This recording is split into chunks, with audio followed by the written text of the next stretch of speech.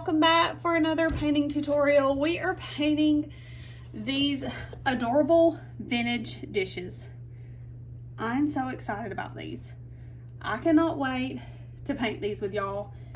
If you are into the cottage core and grandma core, you're gonna need this. How adorable is that, right? I cannot wait to get it painted. We are gonna start by doing the background. We'll lay that to the side. I think I'm gonna do this frame white, and then I'm gonna do the background like a stained color. And I have mixed up a stained like color, and I'm using some water to thin it out. So I'm just taking acrylic paint, and I have put water in it to make it like really runny. And I'm gonna use that as like a stain, okay? That's all I'm using it for. It's just like a makeshift stain, because it dries a lot faster than using actual stain. So, but of course you can use a stain if you want to. So I'm gonna come in and I'm just gonna paint on here my brown that I want to use, and I'm using it really watery like this, and then I'm gonna come back with a rag and I'm gonna wipe it off, okay? Of course, the more water you use, the lighter it is.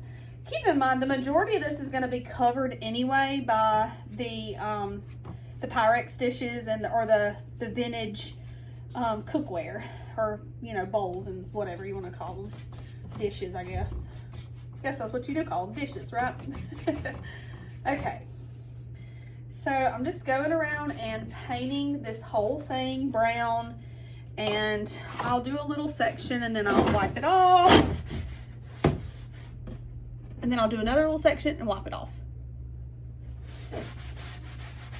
Just sort of working around.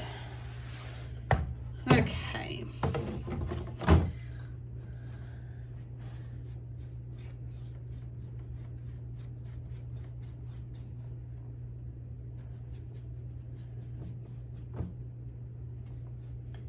I have one friend who is really into like this, like the vintage dishes and all that, so she's gonna love this one. And I have one that bakes a lot, and she would love it too. So I mean, I'm a thrifter, but I don't really care so much about dishes. I like old dishes, like old china. I like that. Okay. So I'm just gonna I'm gonna prop this up over here and lay it to the side because I'm not gonna need it for a while, okay? I'll come back, oops, sorry, my remote for my TV dropped. I'm not gonna worry about painting the frame just yet. I'll wait on that, okay? So next we're gonna work on our dishes, and I wrote on the back because I couldn't remember what color my dishes were, so I wrote on the back what colors they were so I would remember, because I have a horrible memory. So that helps me remember what color my dishes were and what color I gotta paint them. And my white paint is in my, excuse me, in my car. So I'm almost out of white paint up here, and I completely forgot to get it before I hopped on this live. So I should be good. I should have enough, but you will soon find that I am very chaotic. Always going crazy doing something stupid, like leaving my paint in the car. So this bottom one is like the cornflower print. So we're gonna paint it in with just a coat of white first, okay? So let's do that. Get a coat of white on our bowl. I tried to do the bottom as like a bowl when I drew it out, and then like one of the big bowls, serving bowls, and then the rest of them are like little casserole dishes, or and you can paint right over these etchings and you will still be able to see them. It may not look like it when you're drying it or when you're painting it, but when you dry it, they kind of pop back out a little bit. You have to put a lot of coats on there to cover up your lines and make it hard to see. Okay.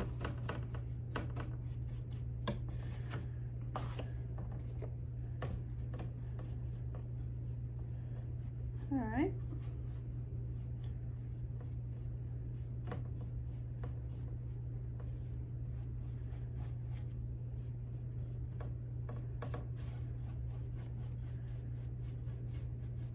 All right.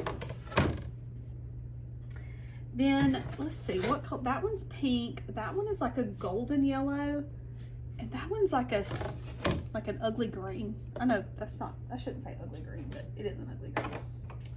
It is an ugly green. It is not a pretty green.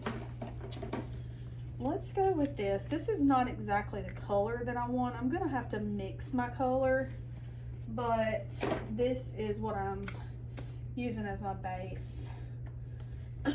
So I've mixed like a pea soup kind of green in there. Probably gonna need just a smidge of brown in it too, to make it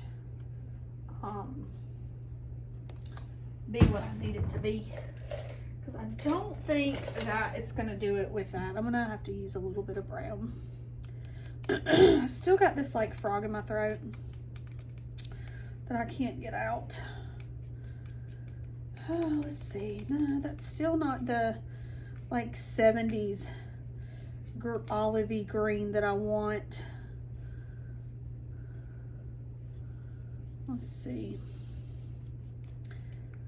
We're getting there. I just got to keep adding a little bit more brown to it. There we go. We're getting somewhere.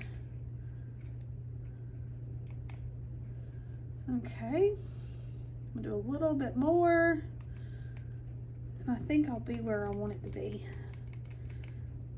And of course, it doesn't have to be exact. You know, this is just for fun. So it's not like it has to match exactly. And the flowers on this one are white. So I will use a paint pen probably to do my details on these, on some of them. Just because I will get a nice crisp line for the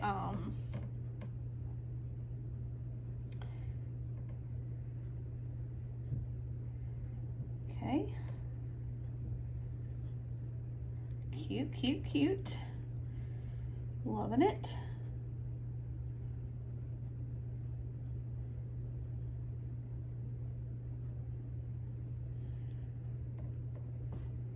Okay.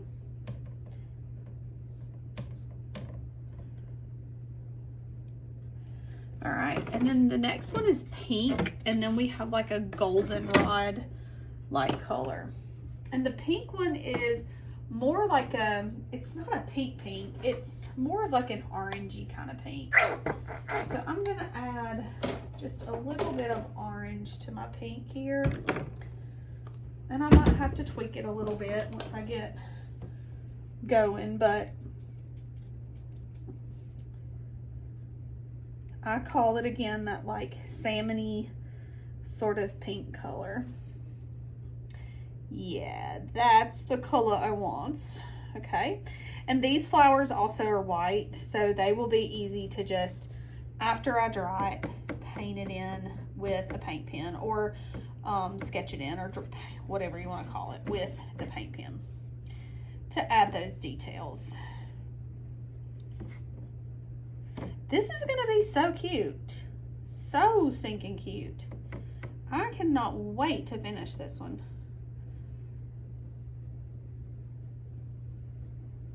I'm loving that. Okay. All right.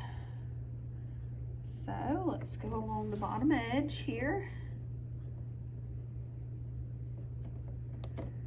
I'm wanting to make sure I get these covered really good. I'm trying to avoid, for the sake of a video, because you know, we all busy. Y'all don't want to be sitting here watching me put 15 coats on stuff.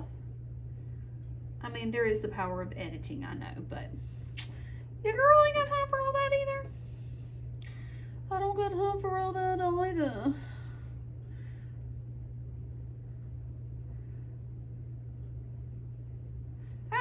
Okay, there's that. And then we have like a golden yellow, a lovely golden yellow, 70s goldenrod yellow. Woof. So that is next. And I'm going to start with yellow. And when you're doing a gold, you're actually going to use a little bit of red. Not a lot, because then it turns orange. Like, it's just like a drop. I mean, not a lot at all. Excuse me.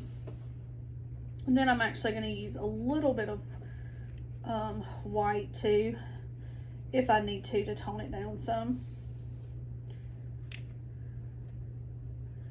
Yeah, I might need a little white for that because it is a little bright. I don't want it to be a bright yellow. I want it to be more muted, but I also want it to look like that golden yellow color, goldenrod color. And I might even pick up a little bit of brown to tone it down some, because I'm not gonna need much more of this brown, if I even need it at all. Gosh, I cannot clear my throat. I got sick with this like yucky mess right after Christmas. So, and I'm still got this like yuckiness in my throat. I don't feel bad or nothing. And I actually never really felt bad like when I was quote unquote sick, I guess. But okay, so the top on this, I'm gonna do like a white, and I know I just painted. It's like the clear like top on it. And I'm gonna add a little blue to kind of give it like the look of like a clear top. I actually got a little yellow on there. Got a little happy as I was painting. Got a little excited.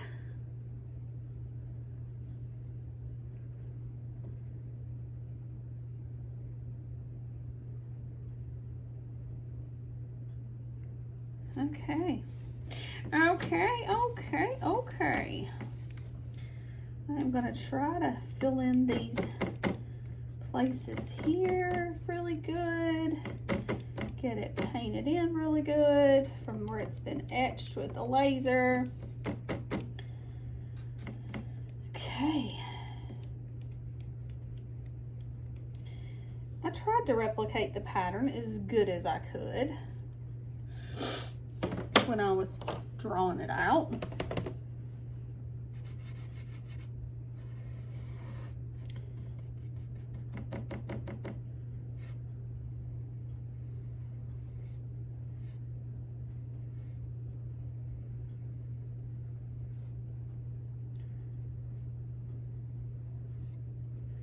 All right. Oops, I got a little brown on my table here. I'm getting it all over my lid. I'll use a little bit of brown to, I just got brown on it. I'll use a little bit of blue, like I said, to kind of create like that glass, like shimmer in the glass after it dries. So I'm going to set this to the side for a second. Let me look and make sure I don't need another coat on my white. No, I think it looks pretty good. I mean, I might could touch up a little bit right there. I might actually come in with just another coat of white just to make it nice and covered. Sometimes white covers really good, and other times, you know, like some days it's the same paint, but like I can do it and I'll be like, today it covers better. It's acting right. Got a little. Okay.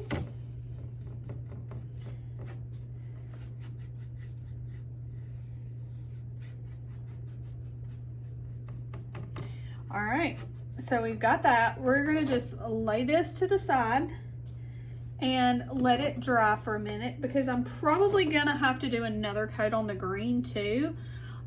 So let me dry this and get my second coats on it, and then we'll come back and actually let's before we do that, let's paint this oval piece here. Okay, let's get it painted in with the white.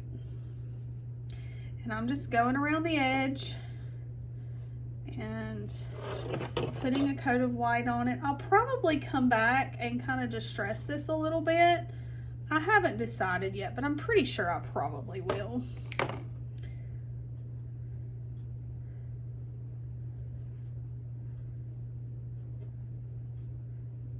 Just for the aesthetic that we're going for. And I'm just painting a white coat on it. Probably not gonna do 2 coats on this because I'm not gonna need it. Because if I go to distress it, it won't really matter. And I mean, I could have left that background alone and left it natural, but I wanted you to kind of see that little quick and easy technique that you can use for getting the look of stain without having to use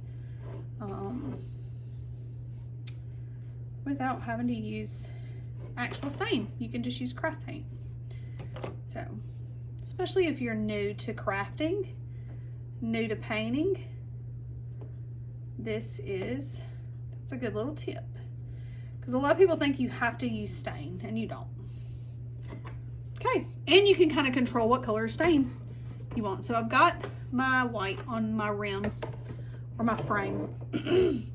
All right, I'm gonna go dry this really good and get my second coats on it so we can start working on the details, and I'll be back. Okie dokie, friends, we are back with the finishing touches. There goes my backer. Okay, so I'm just using a black Posca, and I'm gonna go around. There are some lines etched on here, so that will make it easy to go in and add your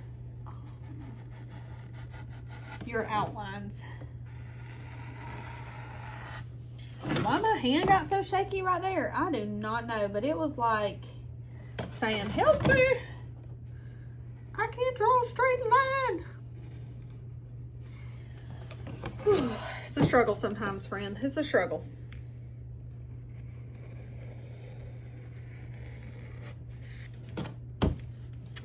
It's a struggle. Okay.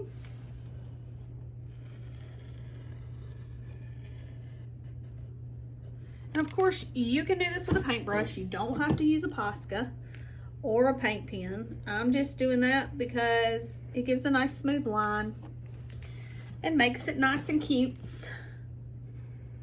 And that's what I want to do. But you can do whatever makes you happy. There are no rules in painting.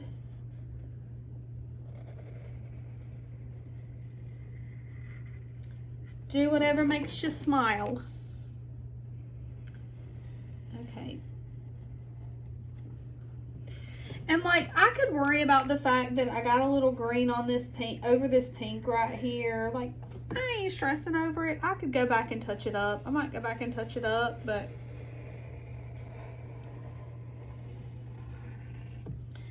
honestly, I'm bothered by it all. Really, I am.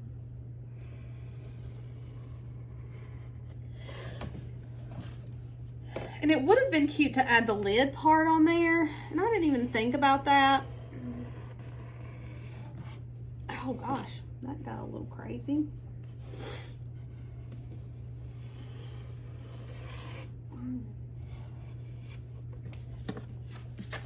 That could actually be considered like the back of the dish too, instead of like the actual lid. Okay, so we got our, look how stinking cute. Oh my gosh, I can't even handle that. I know what you're thinking, Ashley. Shut up. Shut up, okay? Enough is enough. Let me grab my glue over here because it is out of my reach. Okay. So we need to put a little glue, and I use Gorilla Wood Glue just because it holds amazingly. It gives a permanent bond, and I can use this big old bottle and it controls well with the little spout. The only downside would be if you're doing something really small, I would recommend, you know, putting it on a brush and doing it that way so that you don't have to worry about it getting, if you're doing like some smaller pieces. But it works great. I love, it's my favorite, it is my favorite glue to use for my projects and for my wood signs.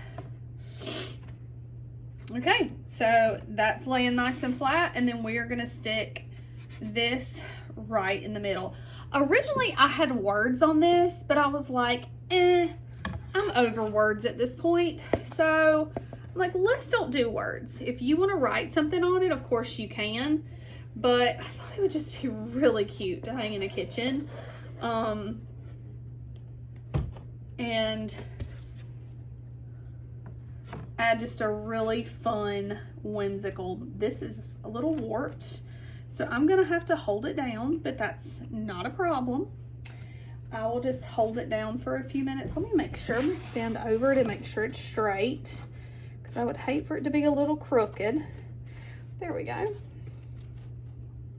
Yeah, perfect. Okay, and I have some clamps here that I can use to hold it down while I'm waiting on it to set up.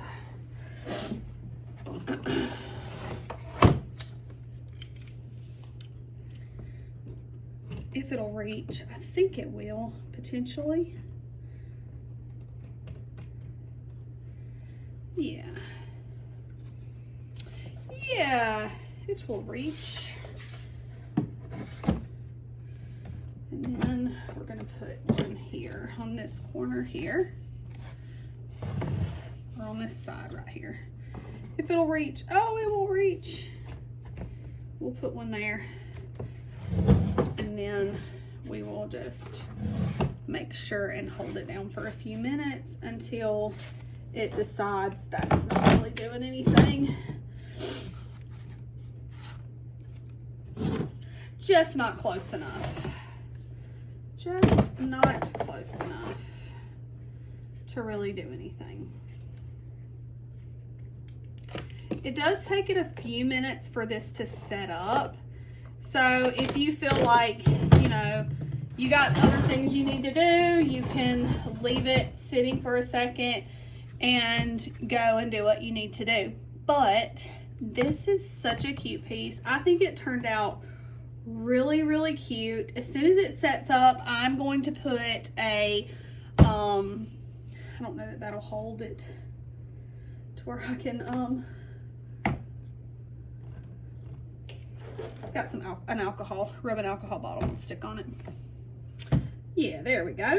That's got enough weight on it. Let me get some twine and let's cut a piece of twine to hang it by and make a ribbon while we're waiting on it to set up. So I'm gonna cut a piece of twine to hang it by. And you don't have to get holes in it if you would rather, you know, hang it or, you know, you don't have to put twine on it. You can hang it by those holes at the top if you want to. But I'm actually gonna put a bow at the top of it just to like give it a cute fun. You can put this on your door, you know, you don't have to do it on your door. You can hang it inside or outside. There's so many different ways you can make these signs functional in your home. So, all right, let's cut some ribbon and then I'll show you how I make the bow. All right, I have this little polka dotted ribbon that I think I'm gonna use for my sign, just because it's just a fun, like, little pattern. And normally I would do like a little rag bow where I just cut strips, but I think I'm actually gonna make like a little bow to go at the top up here that would be actually like a looped bow. So I'm gonna make loops like this. So I have got my first loop here, like so. And then, actually, I need to do it this way because I'm left-handed, sorry. I've got one loop, then I'm gonna do another loop and try to make them about the same size. Might actually make it just a little bit bigger, okay? And then I'm actually just gonna do 3 loops on each side, okay? So it's gonna be 3 loops on each side, and I end up with something that looks like that, okay? And I'm gonna cut this off. I got the worst scissors out of my pack, of my back box to use. So I have like a little bow like this with 3 loops on each side. Then I like to cut, I told you I got the worst scissors out of my thing. I cut like a little strip that I can use as a loop. And this loop I'm gonna put, I wanna make sure that I put it on the side where these are facing the right way, if that makes sense. So I'm not looking at the back of them. And I'm gonna pinch it really tight right there, like that. So that makes a loop for the center of the bow, okay? So it'll have like a really pretty like look to it. There's probably a simpler way to make these than what I'm doing, but you know, this is what works for me and this is what I'm doing, okay? So I just feel like this is a really easy way because I'm not a bow maker, but I'm a painter, but I like to add these bows on there just to dress them up a little bit. They just make them look nice and pretty and fun. Make them festive. So then I just pull that tight, and then I end up with 2 more tails for my bow. So that's a quick way, and of course I do need to fluff it now because it's a wreck. But then I can come in and fluff my bow and move it around.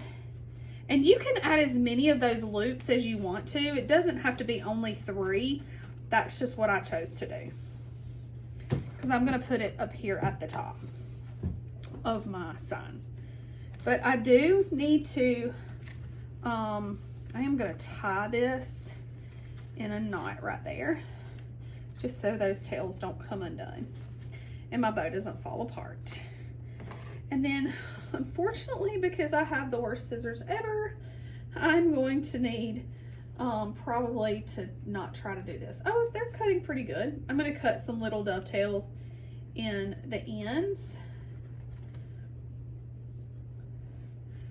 They're just not cutting as good as they should. But you'll have that. Ah, wrong way, Ash. Wrong, what? No, that's right. Yeah. Okay, so now I have this fun little polka dot ribbon and my little tails for the top. And you can choose to hot glue, or you can choose to run a piece of twine through and tie it. I'm gonna use hot glue, okay? So I'm just gonna plug up my hot glue gun and use it to put a little dab of hot glue in there and hold it together. So as soon as I do that, hopefully my, and I'm using the Gorilla hot glue gun. It is amazing. I love it. So good. Works amazing. It's seen better days. My little kickstands broke off of it, but it does the trick.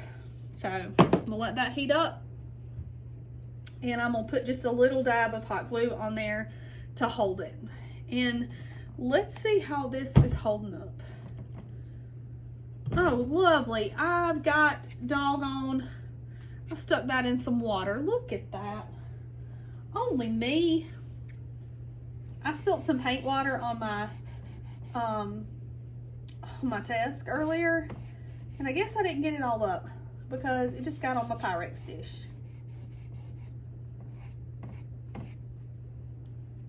Trying to make me cry. Trying to make me cry. Probably should have looked before I set it on there, but I didn't. Okay, I got it off. It's fine. Looks like it held pretty good. Yeah, it did. I'm gonna sit that back on there though till I get this done. Takes just a second. Okay, so I'm gonna glue my hot glue. I'm gonna glue this on, and then I'm going to show you a picture after this video is over of it finished. And thank you so much for watching. Don't forget watching. Oh my goodness! Don't forget to subscribe, and hopefully I will see you next time, and we'll paint it up again. Have a great day, friend.